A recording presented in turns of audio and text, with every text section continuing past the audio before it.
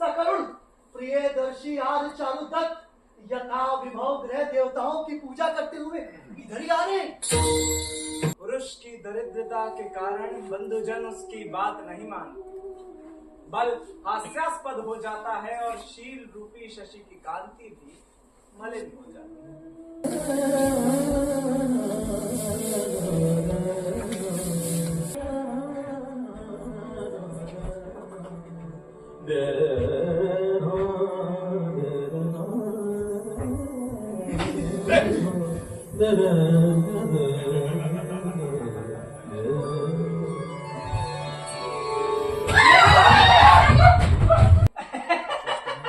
देखा मूर्ख, वो तो अपनी परिचारिकाओं को बुला रही है।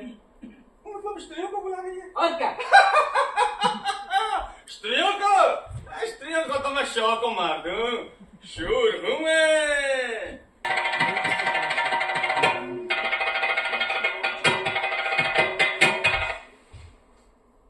तो जा और मेरी ओर से उस कंगले चारुदत्त से कहना कि सोने और स्वर्णाभूषणों से लदी हुई नया नया नाटक देखकर आई हुई सूत्रधारी जैसी वसन से उस पर अनुरक्त है और हम उससे अभी अभी अनुनय कर रहे थे कि वो उसके भवन में प्रवेश कर गई। ऐसे कहना और अधिक समय ना लेना और ऐसे कहना कि राजप्रसाद के नए हाथी के ओहदे में बैठा बैठा मैं सब सुन सकूं।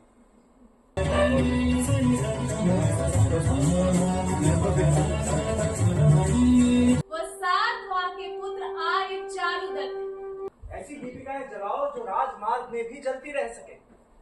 बंधु, अपनी दीपिकाओं में उतना तेल नहीं रहा।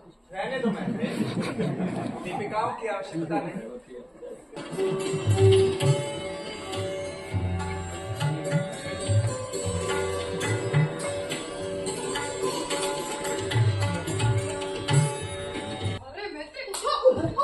क्या है दासी की पुत्री, सोने भी नहीं देती। अरे ये स्वर्णमान षष्ठी और सप्तमी के बाद बदल लेने थे और आज तो अष्टमी है। बना दिया जाए और भीतर की सब वस्तुएं अच्छी तरह दिखाई। तो मैं तुम्हें ब्राह्मण की शपथ देता हूँ। अरे शपथ देने की क्या आवश्यकता है, इसे मैं ले रहा हूँ। तुम्हारी उंगलियां इतनी ठंडी ठंडी क्यों है? अब ठीक है?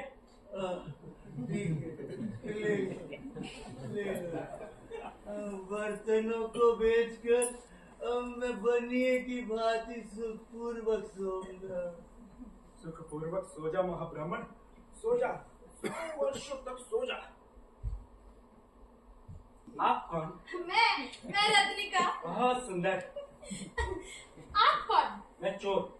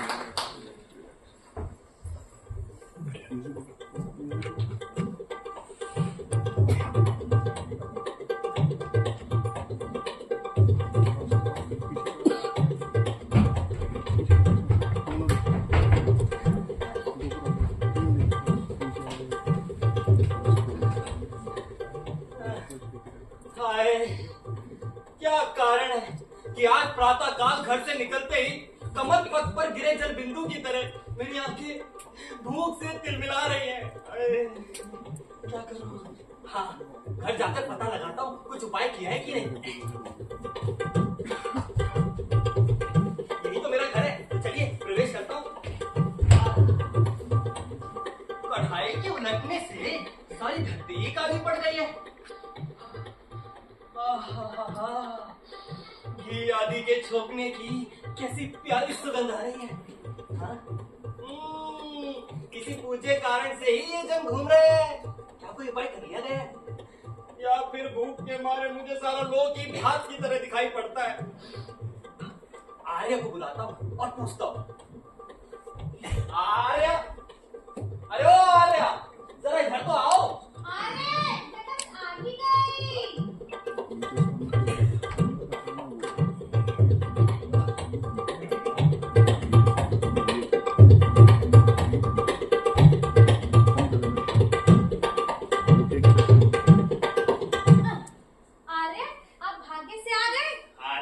हमारे घर में तो जलपान है कि नहीं?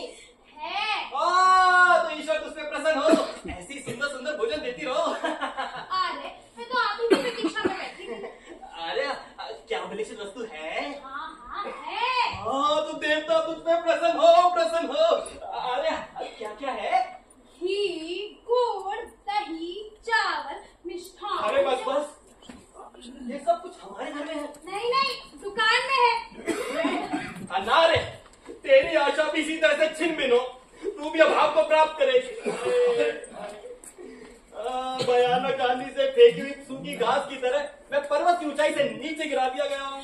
डरे नहीं, बस आर्य क्षण भर प्रतीक्षा करे, सब कुछ सच कर आ जाएगा। बस पा ही लिया।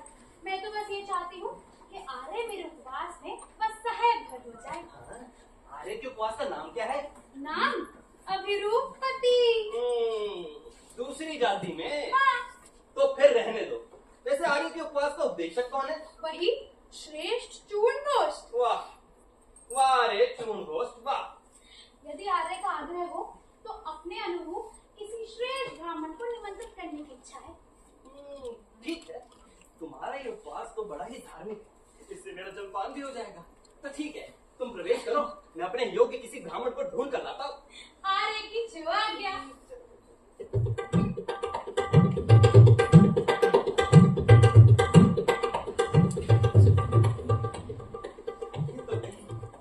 परंतु दलित ब्राह्मण कहाँ मिलेगा?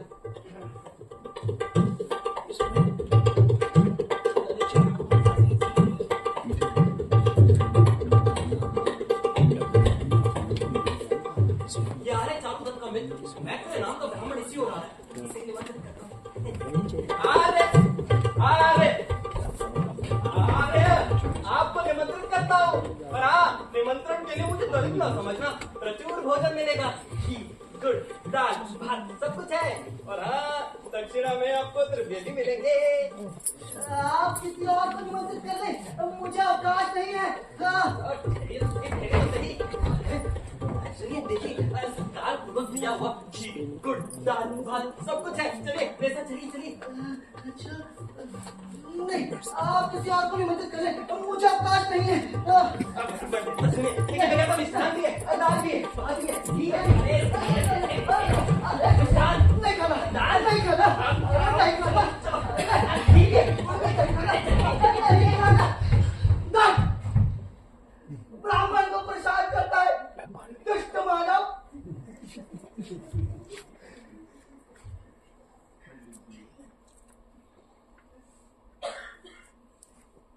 वचनों से तो मैंने निमंत्रण को ठुकरा दिया, परंतु मेरा हृदय उसे और झुक रहा है। हाय हाय विपत्ति की, मैं भी किसी दूसरे के निमंत्रण की बात सोचूं। मैं जो आर्य चारुदत्त के घर पर दिन रात सुवासिक डकार लाने वाले सुसिद्ध हींग आदि से सुगंधित और घोहों के इंगित मात्र पर ही बीच में पानी पीता हुआ विभिन्न प्रकार के भोज्य पदार्थों से वैसे ही घिरा रहता था जैसे रंग बिरंगे पात्रों से चित्रकार। और आकंठ भोजन कर चौराहे के साथ की तरह लड्डुओं से जुगाली करता हुआ दिन बिताता था। हाँ। और आज मैं वही चारुदत्त की दरिद्रता के कारण कबूतरों के समान साधारण जीवन बिताता हुआ किसी दूसरी जगह चलकर उसी के घर लौटा हूं। ये तो और भी आश्चर्य की बात है कि मेरा पेट समय असमय को खूब पहचानता है। हाँ, थोड़े में भी संतुष्ट हो जाता है और यदि मिल जाए तो भरपेट पालेगा। हाँ, बिन दिए मानता नहीं और देने पर अस्वीकार नहीं करता। इसका अर्थ ये नहीं कि मैं संतुष्ट नहीं हूँ। ये फूलों की सुगंध वाली उत्तरी है, देव कार्य समाप्त करने वाले श्रेष्ठ चारुदत्त के लिए उनके प्रिय मित्र च्यून्य वृद्ध ने उनके लिए दी है। अब जरा देखो तो मेरे मित्र कहाँ है। अभी आता हूँ मैं। वाह, प्रभात चंद्र के समान सकरुण प्रियदर्शी आर्य चारुदत्त यथा विभव ग्रह देवताओं की पूजा करते हुए इधर ही आ रहे हैं।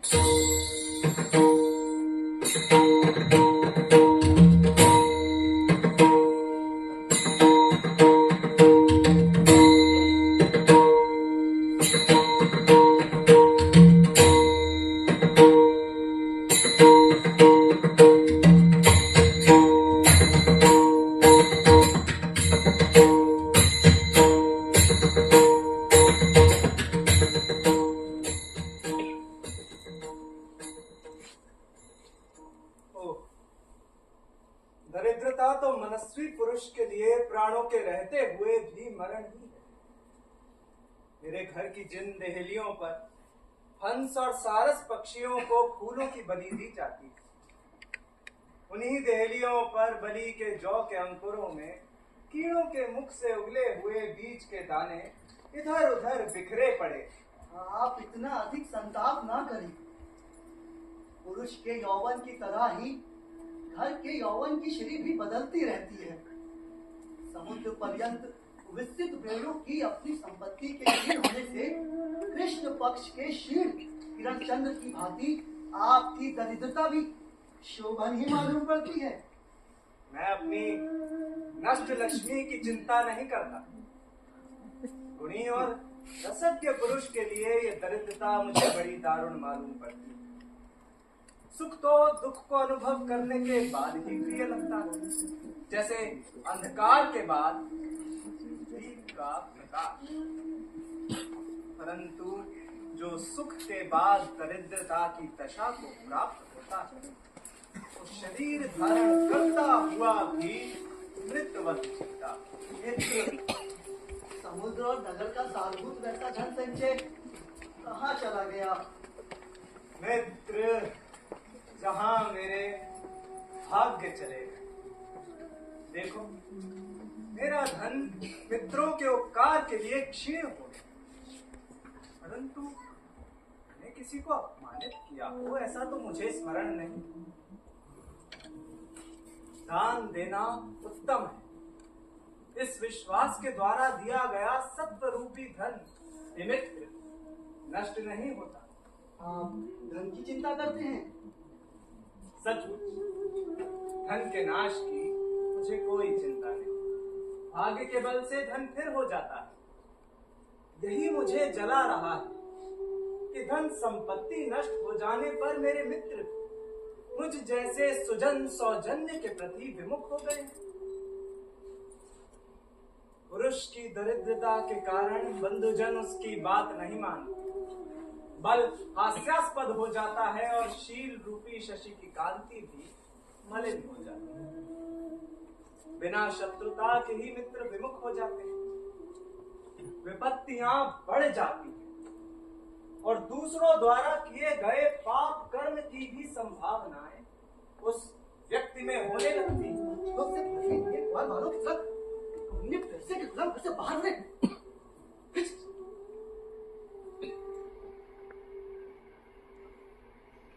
मित्र, वसंत ऋतु के बढ़े हुए क्षणस्तंभ से जिस प्रकार अंकुर पर अंकुर उगते हैं, उसी प्रकार धन विनाश के दुख में चिंता करने से व्यक्ति की चिंताएं बढ़ जाती हैं।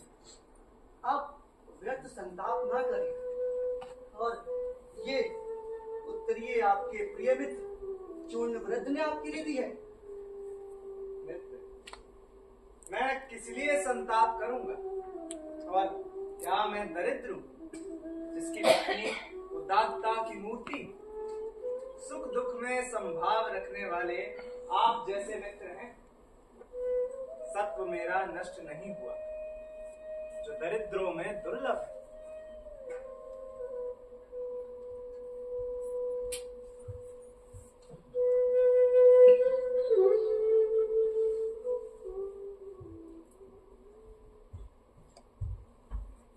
अरे वसंत से नहीं, अरे रुक तो सही। वसंत से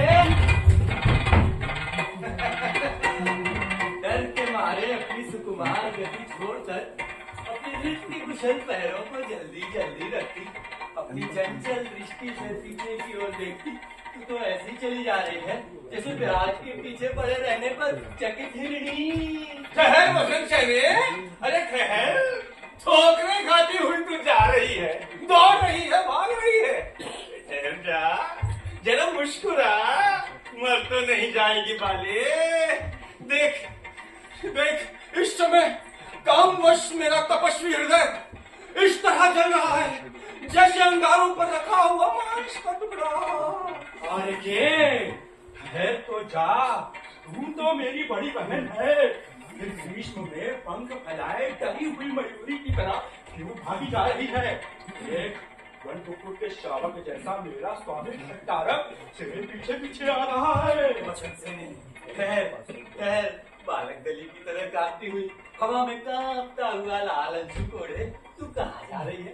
अरे तेरे चलने से ऐसा लगता है जैसे लाल रंग की टोपले चारों ओर बिखर रही हो। लाल रत्नों की खान को छैनी से छीला जा रहा है। पल्लवक, पल्लवक, प्रकृति के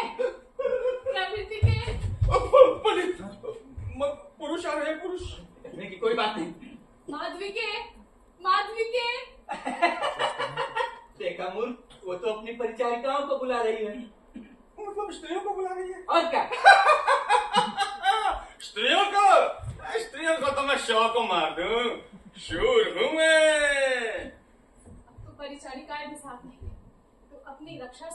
करनी होगी। तो उन्हें खोज लेना। वसंत सैनिके पुकार, पल्लवक को पुकार, प्रभृतिका को पुकार, अरे पूरे के पूरे वसंत मार्श को ही पुकार लेना। परंतु तेरे पीछे मैं पड़ा हूं, तो तेरी रक्षा कौन कर सकता है? जमदग्नि पुत्र भीमसेन या फिर कुंती पुत्र रावण? देख, मैं अभी तुझे तेरे केशों से पकड़कर खींचता हूं दुशासन की तरह। चेक चेक चेक कहो, चेक। हाँ, और देख, मेरी अशी बहुत तीक्ष्ण है और तेरा मस्तक मेरे हस्तक में है। कहे तो तेरा शीश काट दूं और कहे तो तेरे प्राण ले लूं। मुझसे भागना व्यर्थ है बाले। अरे, जिसके मरने की इच्छा हो मुझे ही कैसे सकता है? आर्य, मैं अबला हूँ। अरे इसीलिए तो तुझे पकड़ रहे हैं और इसीलिए मार नहीं रहे। इसके तो अनुनय से भी भय लगता है। दूसरा उपाय करूं? आर्य, क्या आप मुझसे आभूषण चाहते हैं? शांत वसंत सेने, शांत। उद्यान की लता फूल नहीं चुराती, तू आभूषणों की बात ना कर। सुना पंडित, ये जन की दासी पुत्री वसंत सेना उस दरिद्र चारुदत्त पर अनुरक्त है, हमसे प्रेम नहीं करती। उस कन्या चारुदत्त का घर ये बाईं ओर है। अब तुम कुछ ऐसा कर दो कि मेरी इन बलिष्ठ भुजाओं से उसकी हत्या ना हो जाए। वही बात कहता है जो इसे नहीं कहनी चाहिए। वसंत सेना चारुदत्त पर क्यों अनुरूप है? ठीक तो है, रत्न की रत्न से शोभा बढ़ती है। इस मूर्ख का क्या है? अरे कारेली पुत्र, उस सातवा का घर दाईं ओर है ना? हाँ हाँ, बाईं ओर ही तो है। आश्चर्य है, यदि उनका घर बाईं ओर है, मूर्ख ने रात अपराध में मुझ पे उपकार किया। उनसे भेंट हो सकेगी। सुनो पंडित, अंधेरे में मांस के ढेर में गिरी हुई शाही के टिकिया की तरह वसंत सेना न जाने देखते ही देखते कहाँ दृश्य हो गई। अरे हाँ, कितना अंधेरा है। दूर तक देखने वाली मेरी दृष्टि को अंधेरे ने ऐसे छा लिया है जैसे मेरी आंखें खुली होने पर भी मुंदी हुई सी ने। अंगों को अंधेरे ने लीप दिया है। आकाश से जैसे अंजन बरस रहा है। दृष्टि सहसा ऐसे निष्फल हो गई है जैसे नींद व्यक्ति की हुई सेवा। सुनिए पंडित, मैं वसंत सेना का अन्वेषण कर रहा हूँ। अरे कारेली पुत्र, कुछ सूत्र भी है या ऐसे ही अन्वेषण किए जा रहे हो? सूत्र? क्या सूत्र? अरे कहीं आभूषणों का शब्द हो, कहीं पुष्पमालाओं की सुगंध हो। पंडित, घना अंधेरा है, परंतु फिर भी अपनी दिव्य दृष्टि से मैं उसकी मालाओं की सुगंध को देख रहा हूँ, सुन रहा हूँ। परंतु उसके आभूषणों का शब्द मुझे कहीं सुनाई नहीं देता। भगवती वसंत सेने, मेघ के गर्भ में छिपी हुई विद्युत की तरह तो इस अंधकार में कहीं दिखाई तो ना दे रही, परंतु कहीं ऐसा ना हो तेरे माला की सुरभि और तेरे नुपुरों का शब्द तेरी स्थिति का आभास दे दें। सुना वसंत सेने? सुना और समझ गई। पंडित,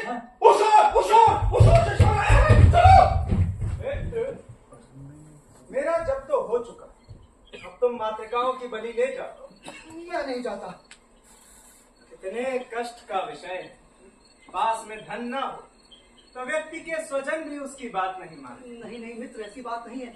अगर तुमको मुझे भेजना ही है तो रजनिका को मेरे साथ भेज दो। रत्निके, जी आर्य? आर्य मैत्रेय के साथ चली जाओ। जी। रजनिका, तुम हाथ में दीपक और बलि लियो, मैं चलकर पक्षद्वार खोलता हूँ, ठीक है?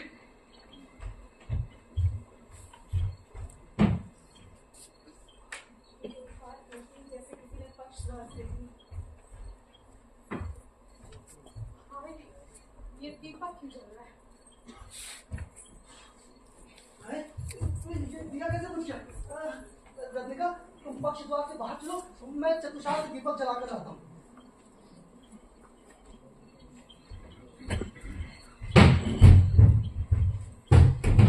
पंडित, मैं वसंत सेना को ढूंढ रहा हूँ। ढूंढते रहो, ढूंढते रहो।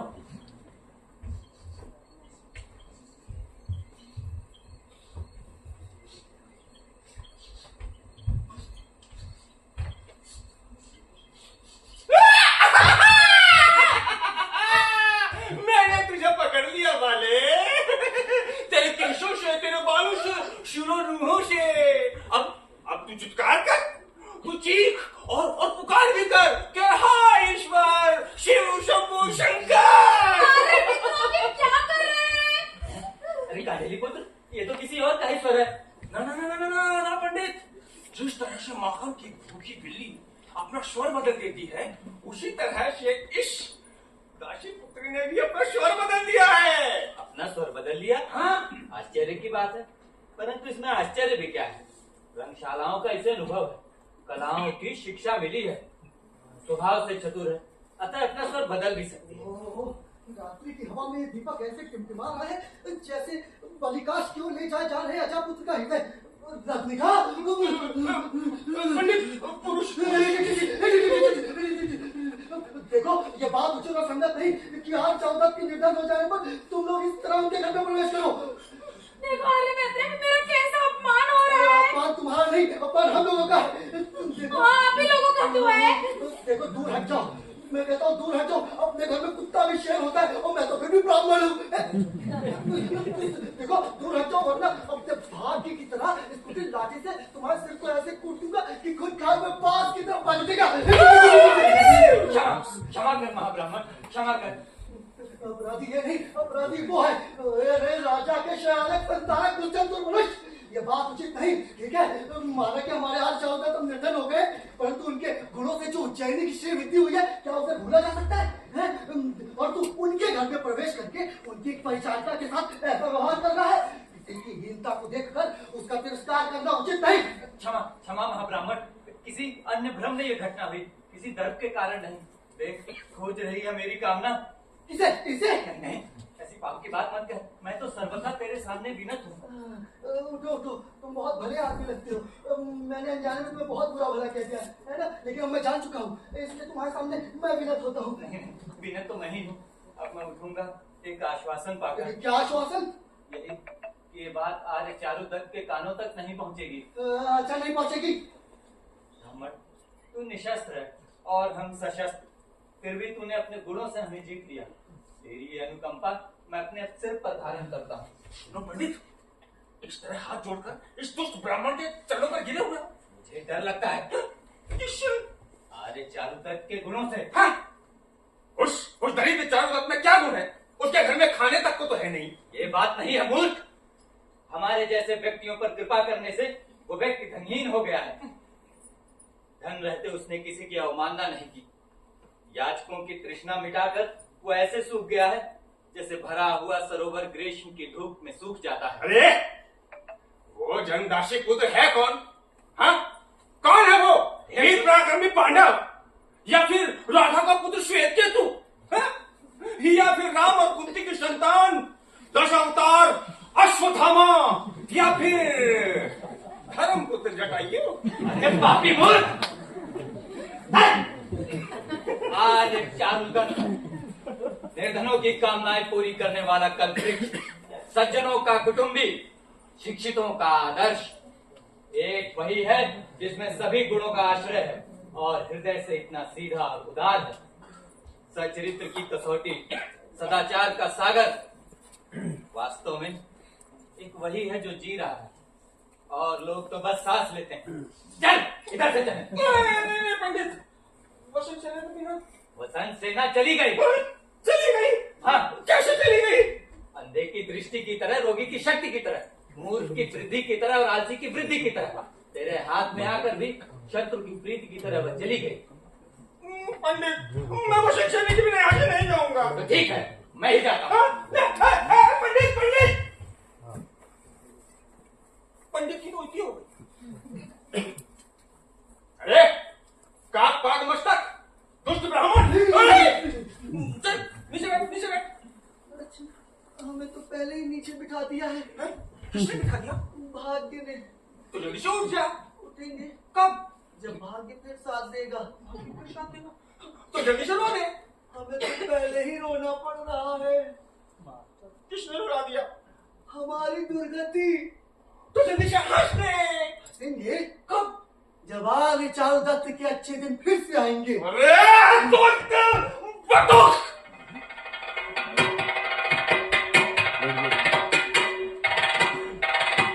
अभी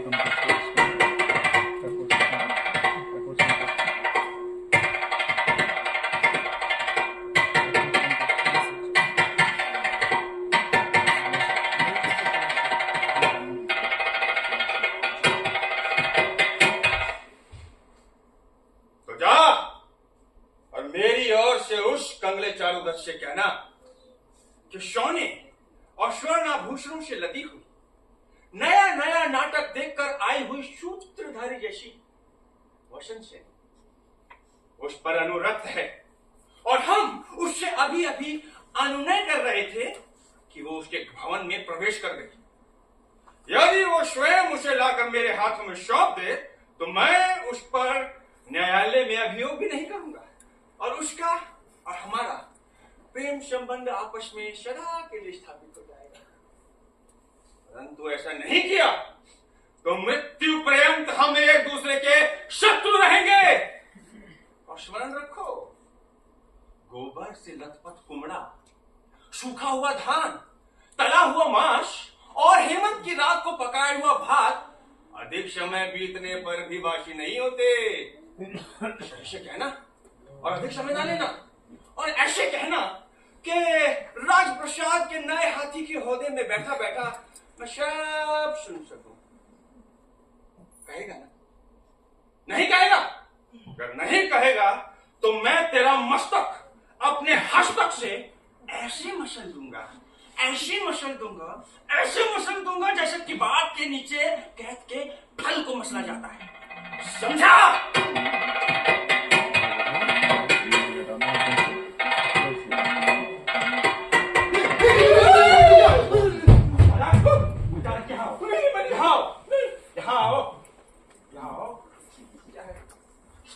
ये तलवार ले लो। नहीं इसको तो नहीं रखो। अरे क्या आपकी तलवारें क्या रखती है? मेरी तलवार मेरी तलवार मूल से सफेद और उजली कोष में बंद अपनी तलवार लिए कंधे पर भाग रहा हूं ऐसे जैसे भागता है गीदड़ कुत्ते कुत्तियों के पीछे से भौंकने पर।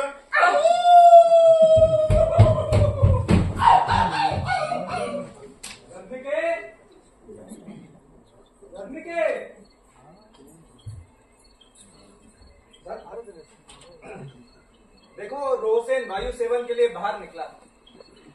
संध्या उतर आने से उसे ठंड ना लग जाए। उसे बाहर जाकर वापस ले आओ और ये करिए उसे लपेट ले। क्या मुझे अपनी परिचारिका समझना है? मैं तो चमेली की फूलों की डंड पसंद है, तो क्या अभी तक इनका यौवन उदासीन नहीं हुआ? रत्निके, मैंने कहा है रोसेन को बाहर से अंदर ले आओ। अरे मैं तो ये रही। रत्निके, तुम यहाँ तो वो दूसरी कौन है? अपरिचिता वो जिसे अपना पहना हुआ वस्त्र देकर मैंने दूषित कर दिया।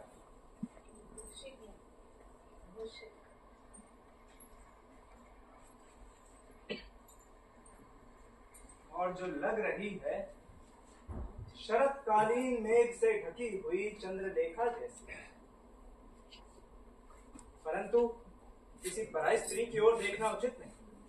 मित्र, आप किसी पराई स्त्री को नहीं देख रहे हैं। ये तो स्वयं वसंत सेना है। क्या ये वसंत सेना है? वैभव विनाश के समय इसने मेरे हृदय में वो कामना जगा दी जो मेरे अंगों में उसी तरह मुरझाई जाती है जैसे एक असमर्थ व्यक्ति की क्रोध भावना। मित्र, राजा के साले ने एक बात कही है। क्या बात? उसने कहा है कि स्वर्ण और सोने के आभूषणों से लदी हुई नया नया नाटक देखकर आई हुई सूत्रधारी जैसी वसंत सेना इस ओर आई है। हम उससे अनुनय ही कर रहे थे कि वो तुम्हारे घर में प्रवेश कर गई। अगर तुम स्वयं उसे लाकर मेरे हाथों में सौंप दो तो हम न्यायालय में अभियोग नहीं करेंगे और इस तरह हमारा तुम्हारा प्रेम संबंध भी बना रहेगा, है ना। परंतु यदि तुमने ऐसा नहीं किया तो मृत्यु पर्यंत हम एक दूसरे के शत्रु बने रहेंगे। मूर्ख है, सचमुच देवता की तरह उपासना के योग्य है ये युग। उस समय मैंने इसे अंदर आने के लिए कहा तो भी मेरी भाग्य दशा देख कर ये अंदर नहीं आई। वसंत सेने, अनजाने में तुमसे परिचारिका का सा व्यवहार करने के कारण मैं अपराधी हूं, इसलिए सिर झुकाकर खेद प्रकट करता हूं। अरे अपराधी तो मैं, जो बिना अधिकार के पहली लाभ है, मैं आपसे सिर झुकाकर वाह वाह भाई वाह, आहा, एक दूसरे को प्रणाम करने में इन दोनों के सिर ऐसे मिल गए हैं जैसे धान के साथ धान के मेले। तो लीजिए अपने ऊंट के ऊपर जैसे सिर से मैं भी आपको प्रणाम करता हूँ देवी। प्रसन्न हो देवी, प्रसन्न हो। आप ये विनम्रता छोड़िए। शब्दों में चातुर्य और लघुता है, परंतु आज मैं आपसे अनुरोध करती हूँ कि मैं मुझे माफ करें, क्योंकि जन्मे की वजह से परंतु धरोहर के लिए ये घर उचित स्थान नहीं है। आर्य, ये आपने ठीक नहीं कहा। धरोहर व्यक्ति को सौंपी जाती है, घर को नहीं। मैत्रेय, आभूषण ले लो।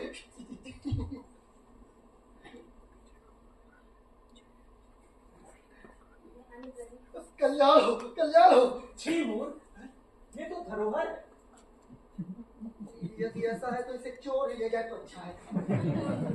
ललिता, षष्ठी और सप्तमी को तुम रखना और अष्टमी को मुझे दे देना। हाँ, शास्त्र के व्याख्या में बस आपको तो तभी समय मिलता है ना। बहुत। लाइए रख लूंगी। शीघ्र ये होना चाहिए कि इसे इस धरोहर को इस धरोहर को आप लौटा दे। आर्य, मैं चाहती हूँ कि आर्य मुझे चल के घर तक छोड़ा।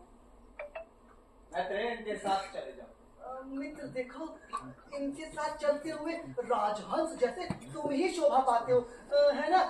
मैं तो ब्राह्मण हूँ, चौक में ना जाने किस किस ने क्या क्या चढ़ा रखा होगा, वो सब खा के मैं कुत्ते की मौत मर जाऊंगा, खिटी खिटी करके, है ना। ठीक है। मैं ही इन्हें घर छोड़ा था।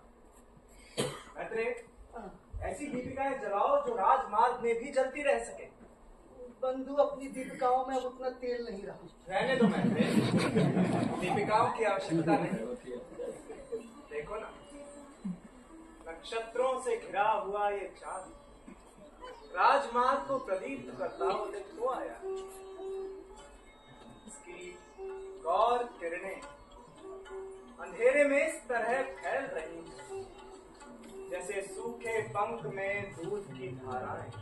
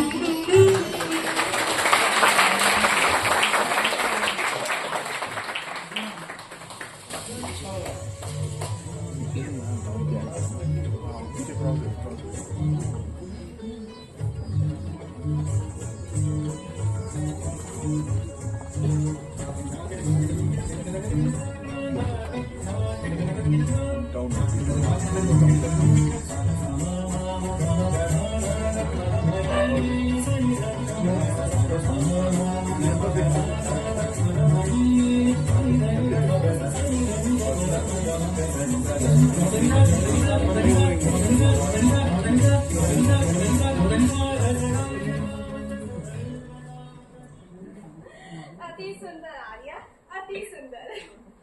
ये सब छोड़ो, फिर क्या हुआ? अरे मैंने तो कुछ भी नहीं कहा, और उसके बाद ये क्या पूछ रही है आप? परिचारिके, क्या मैंने तुमसे कुछ पूछा? आर्या, मेरा स्नेह पूछता है, अभिनीत नहीं। क्या सोच रही है? परिचारिके, तुम क्या अनुमान करती हो? वैश्यावृत्ति में रुचि न होने के कारण आर्या किसी की कामना करती है, ये अनुमान करती हूँ। तुमने तो बड़ा सुंदर अनुमान किया। मेरी दृष्टि को धोखा नहीं हुआ, यही बात है। अलंकृत आर्या को भी अलंकृत से देख रही हूँ। भगवान कामदेव तरुजन के प्रिय देवता। हताशी, अब उसके बिना पाए तुझे उसका आनंद कैसे होना है? आर्या, मैं पूछना चाहती हूँ कि क्या कोई परम सुंदर राजकुमार आपके आदर सम्मान का पात्र है? रमण करना चाहती हूँ, सेवा करना नहीं। तो क्या कोई विद्वान ब्राह्मण पुत्र तो नहीं? अरे उनमें तो मेरी बड़ी श्रद्धा है, वो तो पूजनीय जन है। तो क्या कोई आगंतुक होने पुत्र है? ओ उन्मत्ति के, कौन उत्कंठित नारी अपने आशा भंग को सहन करे? आर्या, क्या मैं नहीं पूछ सकती कि हमारा प्यारा बहनोई कौन होगा? क्या तुम कामदेव के उत्सव में नहीं आई थी? आई तो थी। अरे इतनी उदासी से क्यों बोलती हो? आर्या, कहिए ना। सुनो परिचारिके, वो सातवा के पुत्र आर्य चारुदत्त है। शरण में जाने पर जिसने आपकी रक्षा की। वही तो। हाथ देख, वो तो दरिद्र है। इसीलिए तो उनसे प्रेम है। अति दरिद्र पुरुष में असक्त वेश्या निंदनीय नहीं होती। आर्या, क्या मंजीरियों से ही अमृतरु का ही मधुकर सेवन करती है? हाँ, सेवन करती है, इसीलिए तुम्हें मधुकरी कहते हैं। आर्या, मैं पूछना चाहती हूँ, क्या इसलिए भी अलंकार आप वहाँ रखाई? यही तो बात है। आर्या, आर्य शरणागत में आर्या, आर्य, आर्य शरणागत में आर्य। आर्य घबराए नहीं। अरे ये कौन? क्या शरणागत को भी पूछा जाता है? यदि साहसिक हुआ तो? गुणवान की रक्षा होनी ही चाहिए। आर्य भय के कारण शिष्टाचार भूल गया, ना कि तिरस्कार के कारण। आर्य बेचारे भयभीत या अपमानित, विपत्तिग्रस्त या चरित्रवंचित व्यक्ति अपराध कर ही बैठते हैं। ठीक है, आप घबराए नहीं, मैं तो वैश्य हूँ। जीवंश से, ना कि शील से। परिचारिके, ये बात तो हूँ। अच्छा आर्या, आर्या आपसे पूछ रही है, आपको भय किससे है? जी, धनिक से। परिचारिके, ये बात तो हूँ। अच्छा आर्या, आर्या राजमार्ग पर आपका आना जाना निर्विघ्न करना चाहती है। बताइए किसको क्या देना है? आर्य सुनिए, सुन रही हूँ। क्या कहूँ आर्य, पाटलिपुत्र मेरी जन्मभूमि है, जन्म से मैं बनिया हूँ। भाग्य परिवर्तन के कारण संवाहक की जीविका करता हूँ। आप संवाहक हैं? क्या आपने सुकुमार कला की शिक्षा पाई है? जी, शिक्षा तो पाई थी कला के रूप में, पर अब जीविका बन गई है। आपके वचन बड़े दुख भरे। और तब आगंतुकों के मुंह से सुनकर गुणग्राही श्रेष्ठ पुरुषों के कौतूहल से उज्जैन आया हूँ। उसके बाद यहाँ आते ही मुझे एक सातवां पुत्र मिल गया। वो कैसे हैं? वो रूपवान, गुणवान, विनीत, सुशील, अपने सौंदर्य पर अभिमान ना करने वाले, चतुर, मधुर, विदुर, कुशल, लोकप्रिय, जो याचना से प्रसन्न होता है, दूसरों को देखकर कहता नहीं और दूसरों के छोटे से उपकार को भी भूलता नहीं। और क्या कहूँ आर्य, उस कुल पुत्र के चतुर्थांश से भी, उस कुल पुत्र के गुणों का चतुर्थांश भी ग्रीष्म काल के लंबे दिनों में वर्णन नहीं किया जा सकता। कैसे कहूँ आर्य, मानो वो उदारता के कारण मानो वो अपने शरीर को दूसरों के लिए धारण करता है। परिचारिके, ये कौन है जो आर्य चारुदत्त के गुणों का अनुकरण करता है? मुझे भी बड़ा कौतूहल है।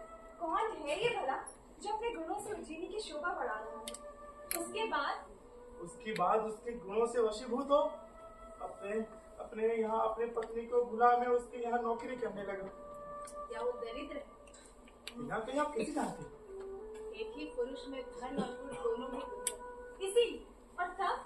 और तब धन की क्षीण होने से अपने परिजनों को भुलाकर अपने कुटुंब का भरण पोषण छोड़ वो अपने केवल चरित्र की रक्षा करने के लिए वो सातवां कुल में रहता है। और तो और उन्होंने मुझे आदेश भी दिया कि मैं दूसरों की सेवा करूं, पर उनके जैसा मनुष्य कहाँ पाऊं? उनके जैसा कोमल, ललित, मधुर, शरीर स्पर्श से पदार्थ ही मेरे हाथ दूसरों की सेवा का निंदनीय काम कैसे कर सकते हैं?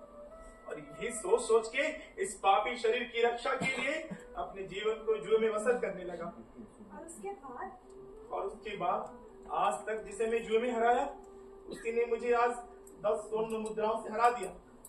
उसके बाद क्या आर्य, मैं अपनी इच्छा से ही इस वेश्यालय के मार्ग में आ रहा था, उसने मुझे पा लिया और उसी के भेष में यहाँ प्रवेश किया। बस इतनी सी बात है आर्य। ऐसे विपत्ति मालूम पड़ता है बांस वृक्ष के नाश से पक्षी इधर उधर मारे। इस प्रकार तो आप मेरे अपने हुए। परिचारिके, आओ इस पुरुष को विदा करो। अच्छा आर्या, आप धन की चिंता ना करें, आर्य चारू गति दे रहे ऐसा समझे। आपका अनुग्रहित हूँ आर्य। आप जाए, मित्रों के दर्शन से आपका स्नेह बढ़ता रहे। आज ही संभवतः करा कि वह संन्यास ले लूंगा। यदि इस कला को किसी परिजनों को सिखा पाता तो मैं आर्य का अनुग्रहित हूँ। नहीं नहीं, आपने जिनके लिए कला सीखी उन्हीं की सेवा करें। बड़ी चतुरता से इसने मेरी बातों को अस्वीकार कर दिया। भला कौन अपने किए हुए उपकार को नाश करने देता। अच्छा आर्य, मैं चाहता हूँ। आप जाएं, पर पुनः दर्शन देने के लिए। जी ऐसा ही हो।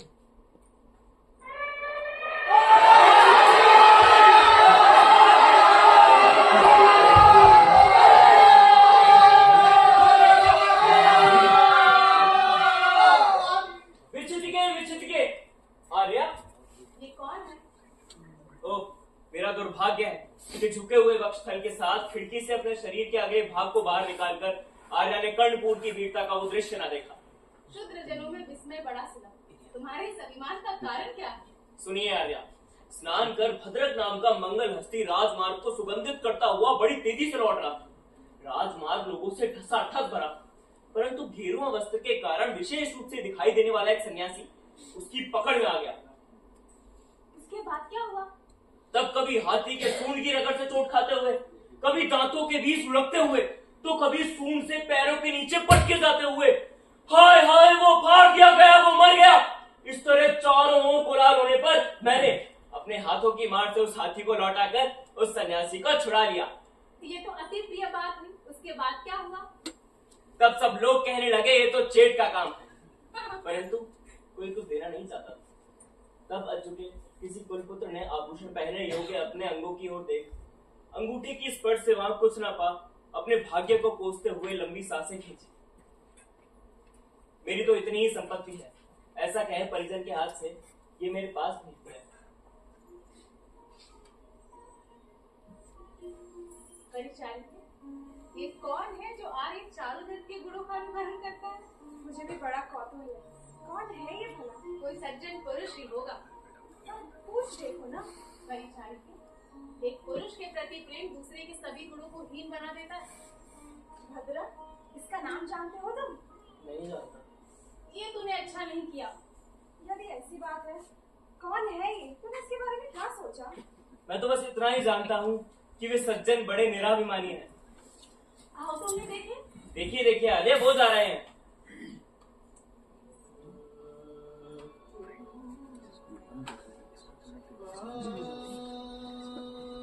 प्रियदासी, ये तो वही आर्य चारुदत्त जो यज्ञोपवीत मात्र को ही चादर की तरह धारण किए चले जा रहे हैं। जब तक मेरे आंखों से ओझल नहीं हो जाता तब तक इन्हें मैं देखती हूँ।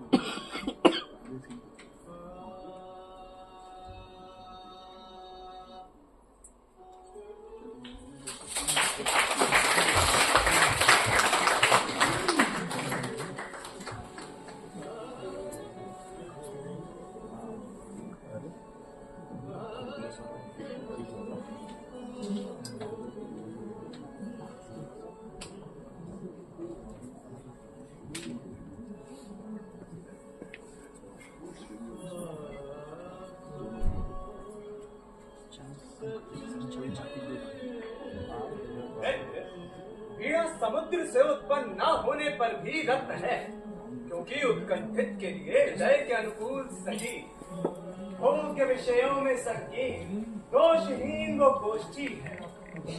रसीली काम कलाओं में काबिलास, और नारियों के लिए तो प्रेमी के रति सुख में विघ्न डालने वाली संपत्ति है। अरे मित्र, बहुत विलंब हुआ। प्रहरियों की घोषणा के कारण राजमार्ग पर कोई आता जाता भी नहीं। ये देखो, कुत्ते भी सो गए हैं, और हम तुम जवाब मिले।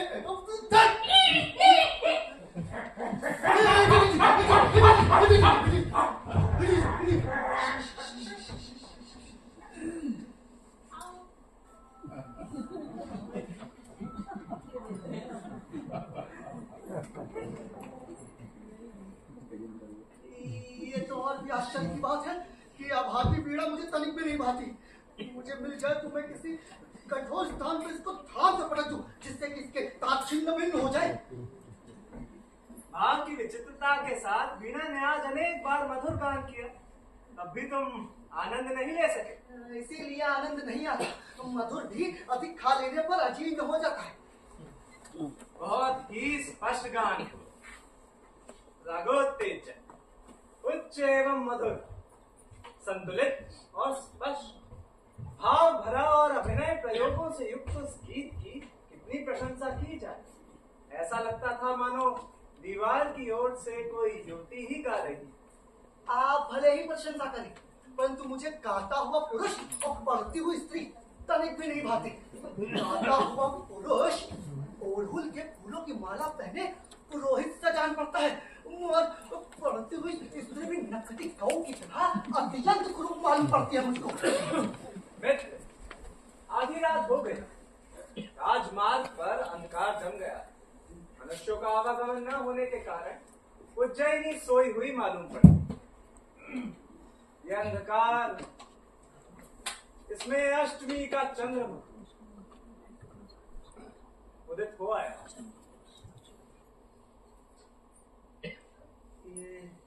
ये बड़ी अच्छी बात कही आपने। हाँ, चंद्रमा के अस्त होते ही मानो अट्टालिका से अंधकार उतर रहा है ना? लो, हमारा घर आ गया। है? अरे वर्धमान वक्त, अरे दासी पुत्र, मुझे स्वामी को पढ़ना।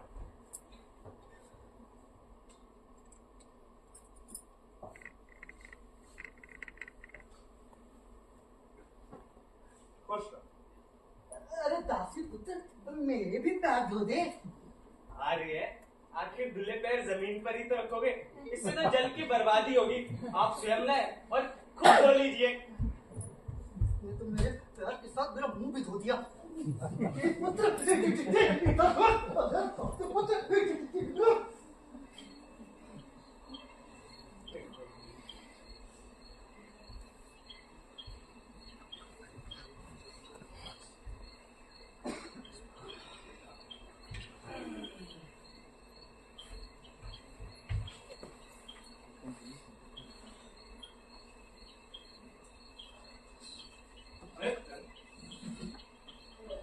नैनों पर लटकती है नींद, ललाट से उतरती हुई मुझे विवश कर इस तरह बढ़ती जा रही, जैसे अदृश्य चंचल जरा मनुष्य को परिभूत बढ़ती ही जाती। सो जाओ। उसी का प्रयास कर रहा हूँ।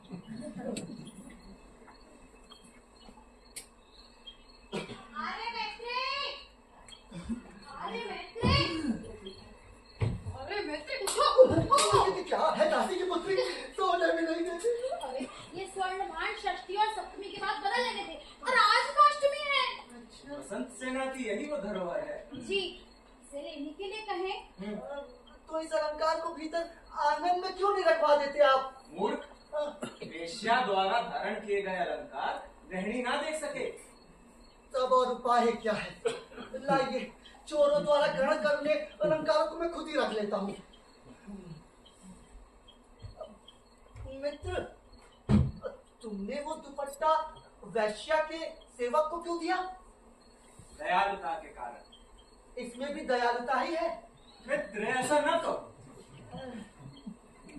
बोझ से लदे गधे की भांति मैं जमीन पर लौटता हूँ अब। मुझे नींद सता रही है, शांत रहो। सुखमय जागरण के लिए आप सोएं, मैं भी सोता हूँ।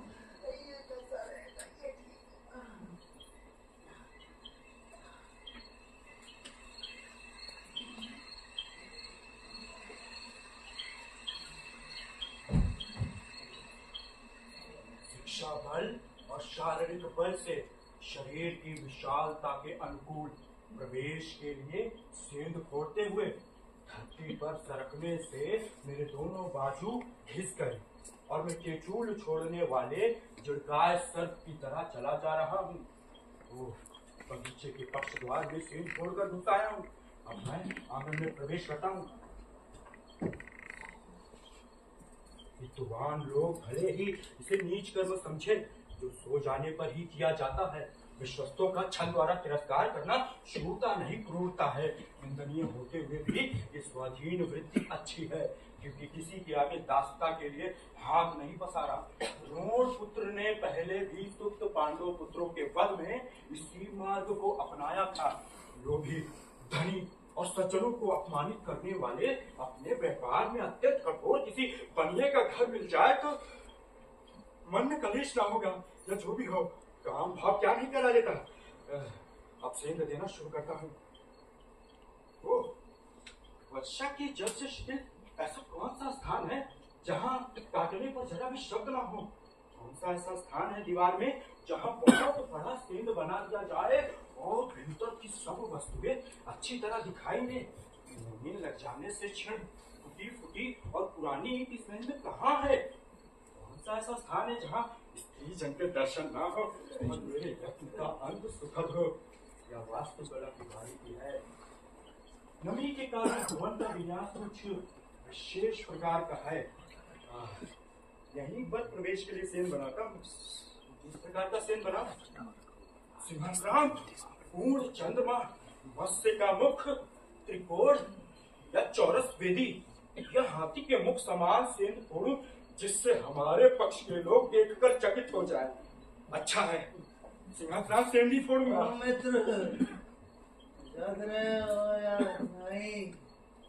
इसलिए अरे मित्र, मुझे तो श्रमिक की पत्नी द्वारा संकेत पाने पर बहुत श्रवण की बात नींद नहीं आती है।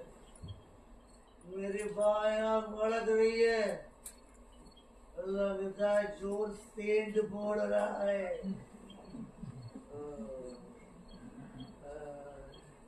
अगर धन की यही गति है तो मैं स्वभाव से ही दरिद्र होना चाहता हूँ। मूर्ख, तुम्हें धिक्कार है, दरिद्रता चाहते हो। करपट को नमस्कार। रात्रि में विचरण करने वाले देवताओं को नमस्कार। चलो, काम पूरा हो गया।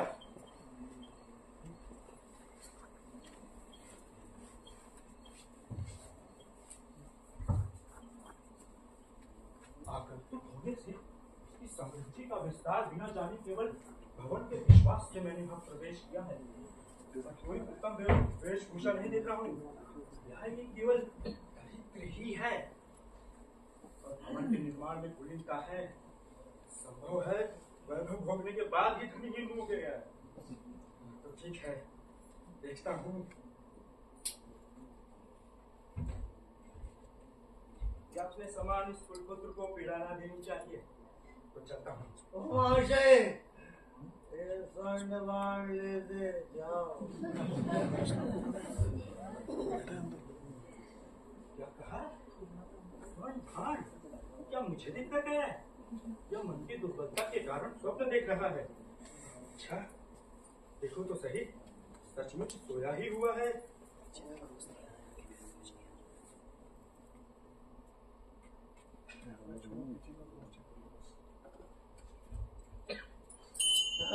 दिया ही बुझ गया। अरे मैं लुट गया, बर्बाद हो गया। अरे ओ मित्र चारुदत्त, ये स्वर्ण अलंकार ले लो। मार्ग में भटके हुए बनिए की तरह डर के मारे मुझे तो नींद ही नहीं आती है। अगर तुम नहीं लेते हो तो मैं तुम्हें ब्राह्मण की शपथ देता हूँ। शपथ देने की क्या आवश्यकता है? इसे मैं ले रहा हूँ। तुम्हारी उंगलियां इतनी ठंडी ठंडी क्यों है? अब ठीक है? ठीक है, ले लो। बर्तनों को बेचकर अब मैं बनिए की भांति सुखपूर्वक सोऊंगा।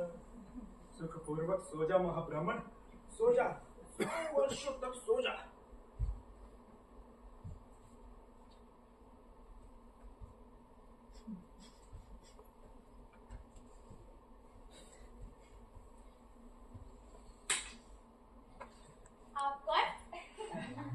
आप कौन? मैं रत्निका। बहुत सुंदर। आप कौन? मैं चोर। चोर!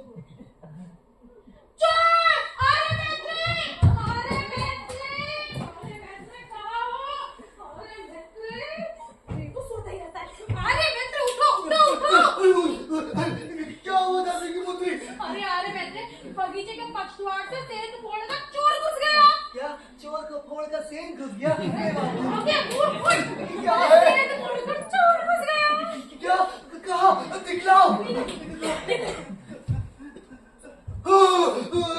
दुष्ट नीच पापी ने प्रवेश किया। अरे देवी चलो, आज चंदन को ये प्रिय बात बतावे। चलो, अरे हटाओ। अरे मित्र उठो, तुम्हें एक प्रिय बात बतावे। क्या प्रिय है? क्या वसंत सेना आई? वसंत सेना नहीं, वसंत सेन आया है। अरे बगीचे के पछुआड़ से सेंध फोड़कर चोर घुस गया। कहाँ है सेन? इधर, इधर? अरे इधर। किधर? अरे मित्र इधर देखो ना ये। वाह, किसी ने कितनी सुंदर सेंध लगाई। इन्हें इसमें भी सुंदरता दिखती है।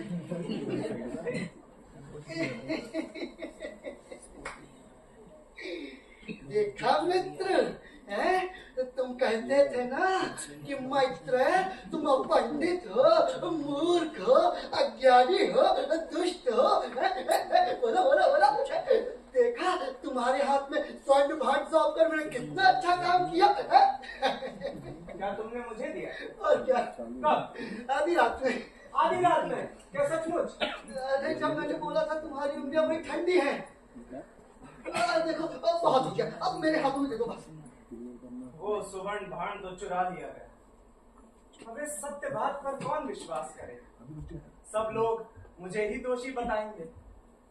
प्रभावहीन दरिद्रता दोषों के विषय में सदा शंका का कारण बनती। अरे मित्र, अरे मेरे हाथ में तो देखे जाओ। अरे हाथ में दिया था ना मित्र, अरे दे दो भाई। रजनी के जी आ रहा।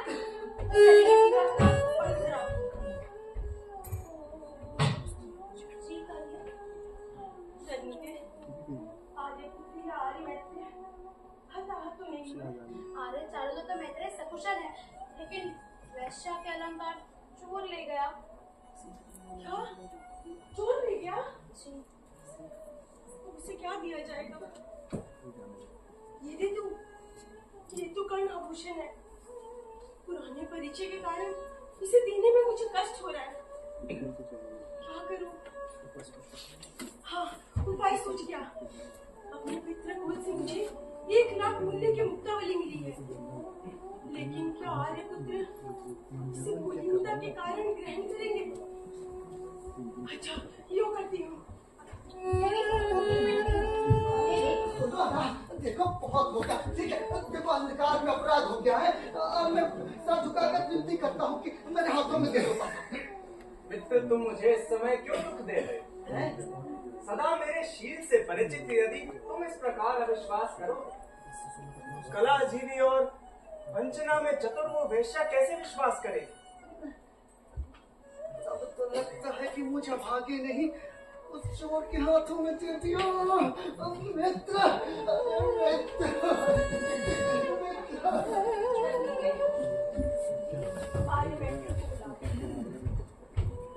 आर्य मैत्रेय! हाँ, आर्य मैत्रेय, स्वामिनी तुम्हें बुला रही है। क्या मुझे? हाँ तुम्हें। अच्छा ये आया। आर्य मैत्रेय, इस दान को ग्रहण करें। दान का ये वैभव तो दशा के प्रतिकूल है। ये कहाँ से आया? वो षष्ठी को उपवास करती हूँ। सर्वश्रेष्ठ धन के द्वारा ब्राह्मण से स्वास्थ्य पाठ करवाना चाहिए, यही इसका मूल कारण है। पर आज तो अष्टमी है। आलस के कारण भूल हो गई। आज ही पूजा समाप्त करनी होगी। अवस्था के अनुरूप दान ना देने के कारण इसकी जड़ में दयालुता मालूम पड़ती है। रजनी के इस वैश्या को क्या देना है, इसलिए स्वामिनी बहुत दुखी है। इसे हाथ में देकर आर्य पुत्र को निर्मुक्त कर देगी, इसलिए इसे ग्रहण करो। मुक्तावली तो जन्म में उत्पन्न होती है, तुम्हारे दुर्लभ होने से उपचार भूल गए। इस दान को ग्रहण करें। ना ना, ये सब रहने दीजिए। उसकी आंखों में तो आंसू छलक रहे हैं। वो देवकुल के धुएं से मेरी आंखें गीली हो गई है। आपके चक्रु दत्त की शपथ, यदि आप झूठ बोलती हो तो। हाँ देख,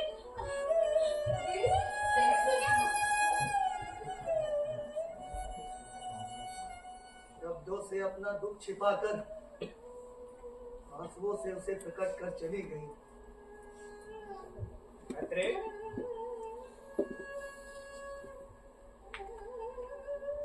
मेरे मित्र, ये क्या है? समान उच्च कुल में पत्नी पाने का ये फल है। क्या ब्राह्मणी मुझ पर दया करती है? यही तो बात है।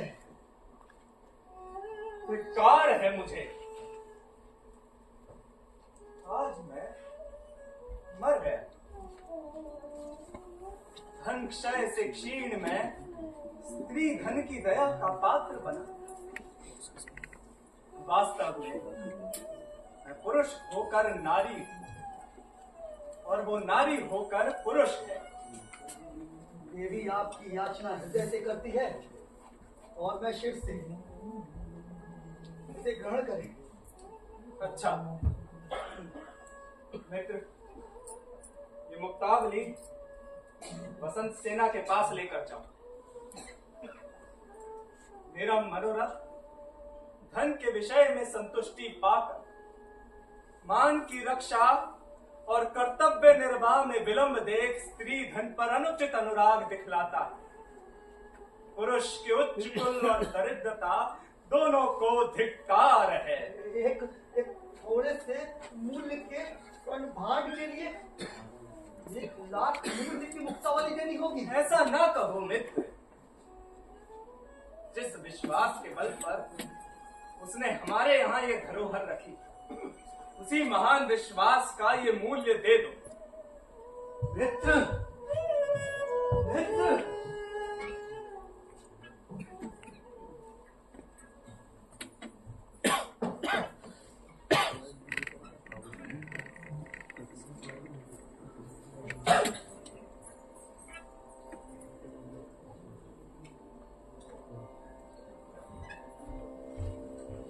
आर्या सुख से तो है। परिचारिके तेरा स्वागत। माता की आज्ञा है। कमल ध्वज से अंकित गाड़ी द्वार पर प्रवेश कर चुकी है, इसलिए आप मंडन कर जल्दी शीघ्र तैयार हो जाइए। ये अलंकार इंसाफ श्रृंगार करेंगे। क्या ये अलंकार आर्य चारुदत्त ने भेजे हैं? नहीं, जिसने अलंकार भेजे हैं वो राजा का सारा संस्थानक है। दूर हटो अभी से। क्षमा करें, मैं तो केवल संदेश कह रही हूँ। नहीं, मैं तो संदेश पे क्रोध करती हूँ, तुझ पे नहीं। मैं माँ से क्या कहूँगी? माँ से कहना जब आर्य चारुदत्त के साथ अभिसार करना होगा तो ही श्रृंगार करूँ। अच्छा,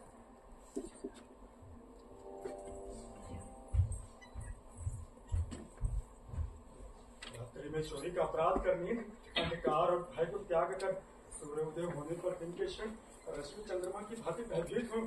सौभाग्य से चोरी कर लेने पर ही सुबह हुई।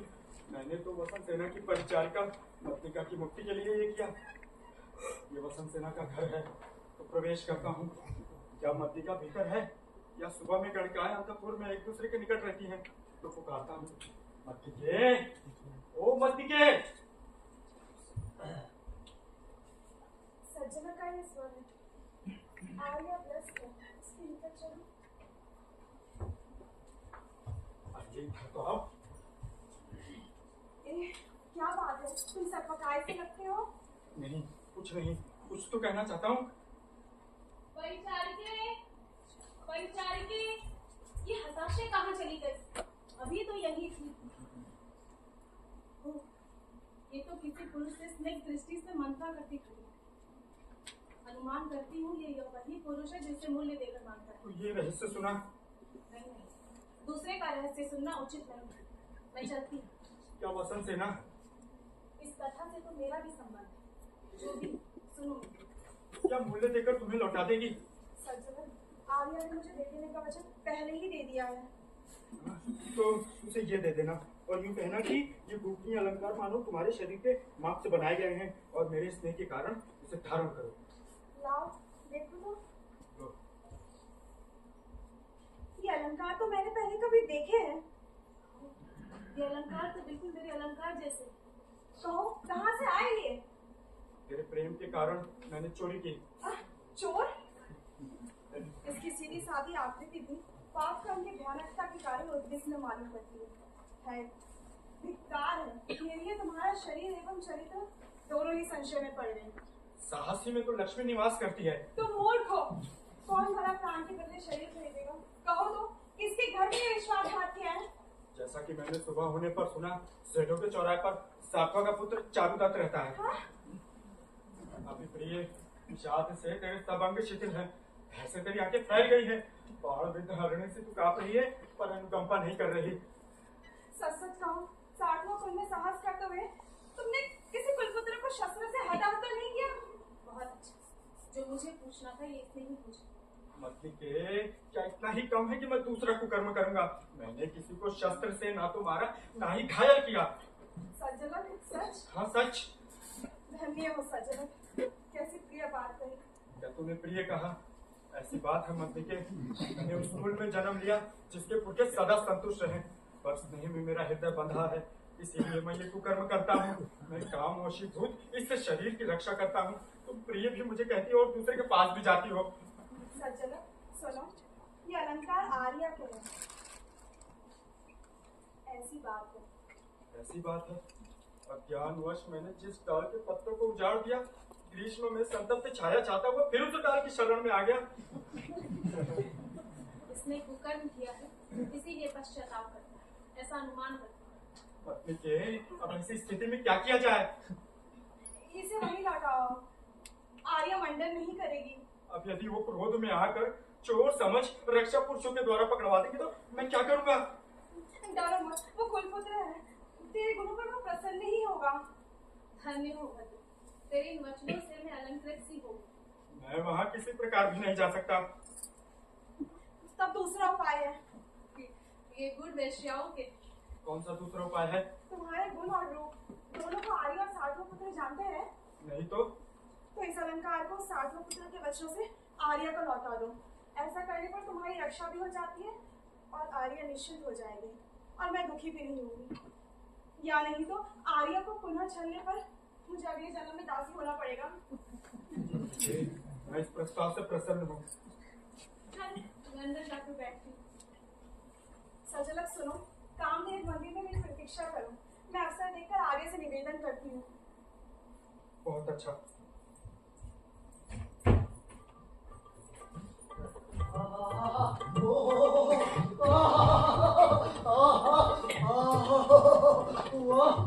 कलिका के घर की ऐसी सुंदरता, क्या बात है। विभिन्न नगरों से आए हुए शास्त्रों के पुस्तक बाज रहे, क्या बात है। क्या तरह तरह के भोजन का प्रबंध हो रहा है वहाँ, वीणाएं बजाई जा रही है, स्वर्णकार सतर्कता पूर्वक अलंकारों की रचना कर रहे हैं। वाह भाई, एक कलिका के घर की ऐसी सुंदरता। देखो तो कोई है भी कि नहीं? कोई है? कोई है?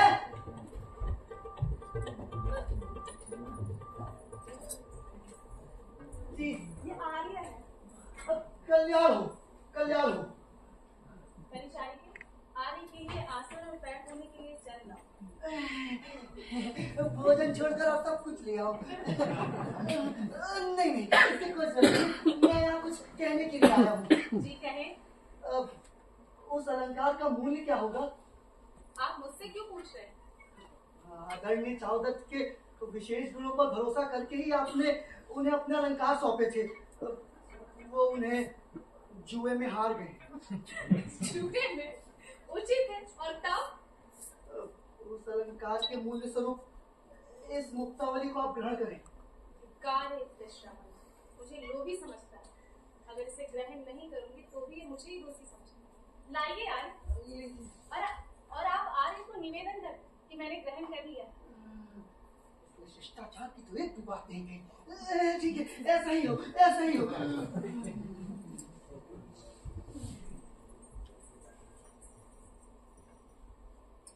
आर्या, सार्थकपुर से कोई पुरुष आया, आपके दर्शन चाहता है।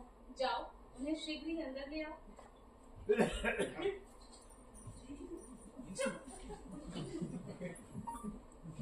ये आर्य है, आप निकट चले। आपका कल्याण हो। परिचारिका, आर्य के लिए आसन लाओ। बहुत अच्छा, शीघ्रता पूर्वक करनी होगी, कुछ कार्य हैं।